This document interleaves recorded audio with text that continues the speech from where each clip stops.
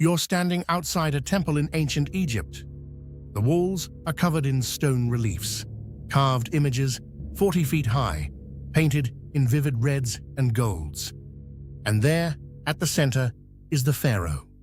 Alone, on his chariot, arrows flying from his bow, enemies crushed beneath his horse's hooves. It looks like the greatest military victory in human history. It wasn't. You'll see the moment Ramesses II's entire army was caught in an ambush, horses screaming, soldiers drowning in a river. You'll find out that the Hittites carved their own version of this battle, and it says something completely different. And you'll learn why, despite all of that, Ramesses' story is the one that nearly fooled historians for 3,000 years. The year is roughly 1274 BCE. Ramesses II has been pharaoh for about 5 years. He is young, ambitious, and he wants a war. Not just any war, he wants Kadesh. Kadesh is a fortified city in what is now Syria. Control it, and you control the trade routes through the Levant.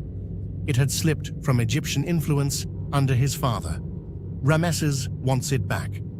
He marches north from Egypt with 4 divisions of soldiers, tens of thousands of men.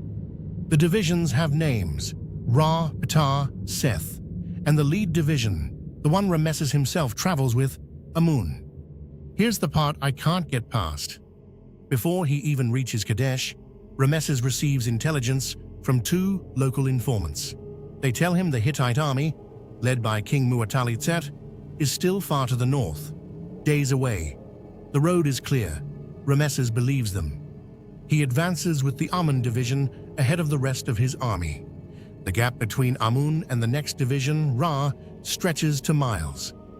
The informants were Hittite spies. Think about what that means. The Pharaoh of Egypt, ruler of one of the most powerful empires on earth, had just been played. The Hittites were not days away. They were right there, hidden behind Kadesh, with an estimated 2,500 chariots. 2,500 chariots. Muwatalli had been watching Ramesses split his army apart like a man cutting a rope in half. The trap springs when the Hittite chariot force sweeps around Kadesh and hits the Ra division while it's still marching, strung out along the road. Ra doesn't break, Ra dissolves. Surviving soldiers from Ra come sprinting into the Egyptian camp where Ramesses has stopped to wait, completely unaware, and suddenly everything is chaos. And then the Hittite chariots hit the camp itself. The ancient sources, including Egyptian ones, describe Ramesses as essentially alone. His officers fled, his bodyguards scattered, enemy chariots surrounding him on every side. This is the moment the stone reliefs will later show in extraordinary detail. Ramesses, alone on his chariot, firing into the Hittite mass, holding them back through sheer personal force. And here's the strange thing, that part might actually be true. Some historians argue that Ramesses genuinely fought with exceptional personal courage at Kadesh. His own account, what Egyptologists call the Poem of Pentar, describes him calling out to the god Amun in the chaos, then charging. I believe something real happened to him in that moment. The terror, the decision, whatever it was. But what happened next is where the propaganda machine takes over. The Amun division eventually rallied. A second Egyptian force, the Nearin, likely troops who had arrived by a separate coastal route, appeared at a critical moment and hit the Hittite flank. The battle stabilized. Both sides pulled back. Neither side took Kadesh.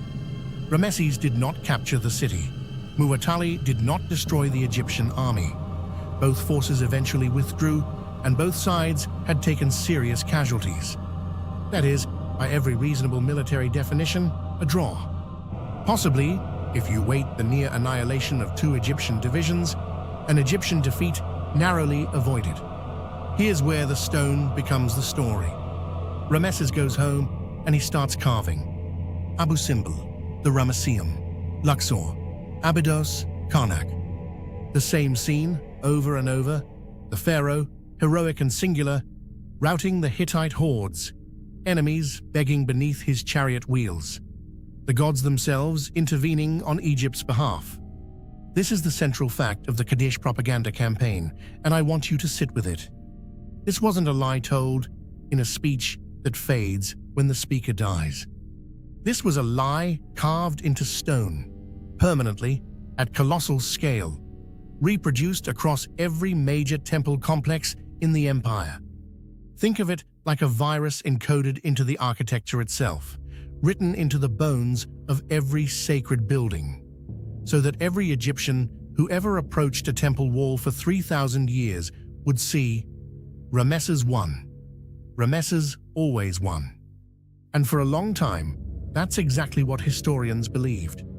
But then we found the Hittite records. The Hittite Empire kept its own archives, cuneiform tablets excavated at their capital Hattusa in modern Turkey. Their account of Kadesh is not a mirror image of the Egyptian one. It's something more interesting. The Hittites claim a decisive victory. So now you have two empires, both insisting they won the same battle. And the evidence gets thin when you try to crown a clear victor. What we do know is what happened roughly 16 years after the battle, a peace treaty, signed between Ramesses II and Mu'attali's successor, Hattusa III, around 1259 BCE, the oldest surviving peace treaty in recorded human history. Copies survive in both Egyptian hieroglyphs and Hittite cuneiform. It reads like a document between equals. No victor's terms, no tribute, no one bowing to anyone. Both sides agree to mutual defense, extradition of refugees, and non-aggression. If Ramesses had truly crushed the Hittites at Kadesh the way his temple walls scream, why would you need that treaty?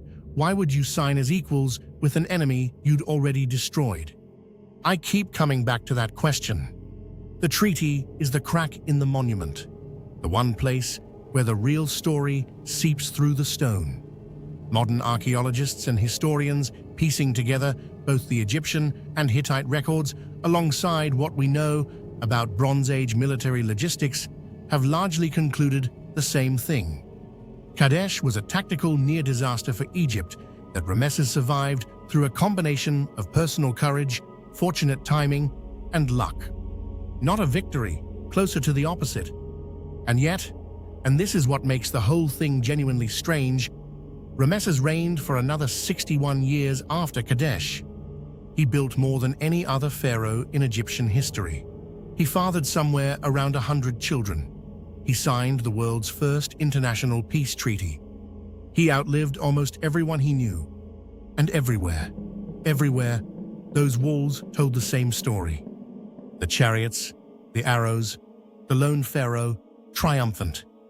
There's a word for what Ramesses built at Kadesh, and it isn't victory. It's a mirror so large and so permanent that it bent how an entire civilization understood its own history. The remarkable thing isn't that he lied. Kings have always lied.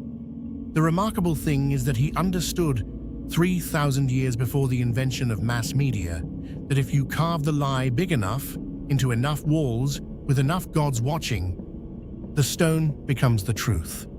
That mirror is still standing. Subscribe. There are more files where this one came from.